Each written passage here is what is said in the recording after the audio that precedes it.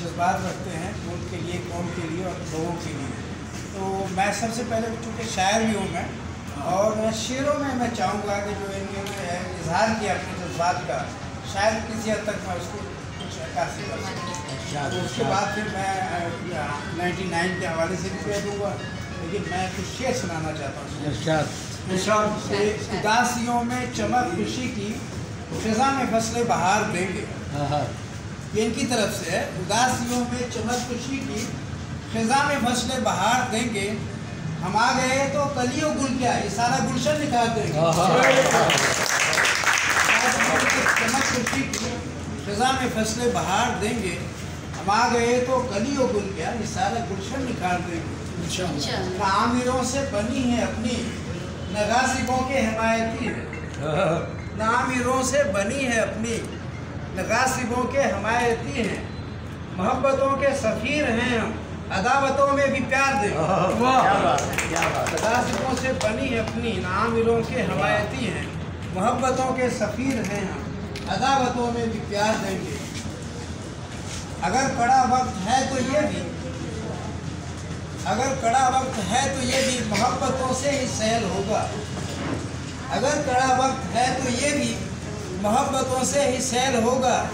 वगरना जज्बातियत के नारे लगे तो जीते जी मार देंगे। अगर कड़ा वक्त है तो ये भी मोहब्बतों से ही सहल होगा। वगरना जज्बातियत के नारे लगे तो जीते जी मार देंगे। सजाए दारो रसन से सहमे न हमको जेलें डरा सकी थी। शेर देखिएगा, सजाए दारो रसन से सहमे न हमको जेलें डरा सकी थी। सो अब भी हमको ना तुम डराओ कि अब भी हम एतबार देंगे। हमको ना तुम डराओ कि अब भी हम एतबार देंगे। अगर ना काम आ सकेंगे जनता के तो ना हायल रहेंगे हरगिज। अगर ना काम आ सकेंगे जनता के तो ना हायल रहेंगे हरगिज। ये तख्त पैरों से रोन देंगे, ये ताज ठोकर में। अगर ना काम आ सकेंगे जनता के तो ना हायल रहेंगे हरगिज। ये तख्त पैरों से रोन देंगे, ये ताज ठोकर में मार देंगे। ये कम निगाहों से कोई कह दे हम इनकलाबे सहर हैं आदिल। ये कम निगाहों से कोई कह दे हम इनकलाबे सहर हैं आदिल। जो तीरगी में भटक रहे हैं हम उनकी किस्मत संवार देंगे। क्या बात है, क्या बात है, क्या बात है। कोई कह दे हम इनकलाबे सहर हैं आदिल। जो तीरगी में भटक रहे हैं हम उनकी किस्मत संवार देंगे। बहुत खुशी हुई। आज सिर्फ 2-3 दिन से मेरी तबीयत नासाज थी, लेकिन आलम फारसी साहब की मोहब्बतें और पुराना जो हमारा दोस्ताना इनका है, मैंने कहा कि हर सूरत में आज पहुंचना है। तो मैं यहाँ आया और देख के बड़ी खुशी हुई। वैसे तो बहुत अच्छे से देख रहा हूँ, अच्छा काम कर रहे हैं आप लोग।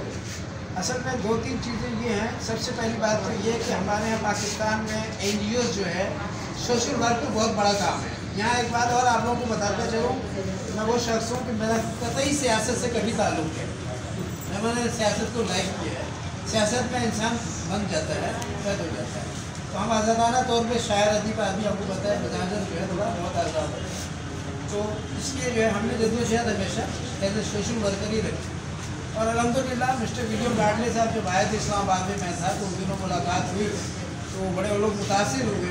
उन्होंने हमारी तहरीरें छपी थी हर अखबार में, तर्जमे किए, तो फिर मुझे बुलाया वहाँ। और बाकायदा उस ज़माने में मेरी रॉबिन्सन थी हाई कमिश्नर UNO की, तो उन्होंने मुझे इसके लिए रिकमेंड किया। और मिस्टर विलियम लाडले के ज़रिए से मैं इंटरनेशनल ह्यूमन राइट्स काउंसिल में शामिल हुआ। यहाँ 5,500 ह्यूमन राइट्स हैं लोकल, लेकिन मुझे एजाज़ है कि मैं इंटरनेशनल ह्यूमन राइट्स में काम कर रहा हूँ। और 52 ममालिक में जितने इदारे होते हैं, 52 ममालिक में जितने इदारे हैं, चाहे वो NGOs हों या दीगर शोबों के इदारे हों, उन तमाम को मैं रिकमेंड करता हूँ। और इस तरह से जो है इंसानियत की फलाह के लिए बड़े पैमाने पे पाकिस्तान का नाम भी रोशन कर रहा हूँ। और फिर ये कि औरंगी का भी, औरंगी में 73 से मैं रहायशों में भी अल्हम्दुलिल्लाह बहुत से मौके हैं, मैं शहर गया भी। गुलशन इकबाल में अभी मेरी जगह है, लेकिन दिल नहीं लगा अपने लोगों में आके आज भी मौजूद हूँ।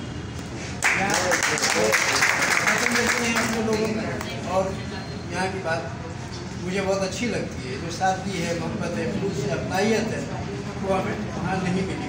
मैं यहाँ अल्हम्दुलिल्लाह 73 से उस ज़माने में हम लोगों ने कारदाने मस्जिद बनाई थी एक तंजीम, जितने शायर अदीब थे हम लोग औरंगी में, हमने आगाज़ किया था इससे।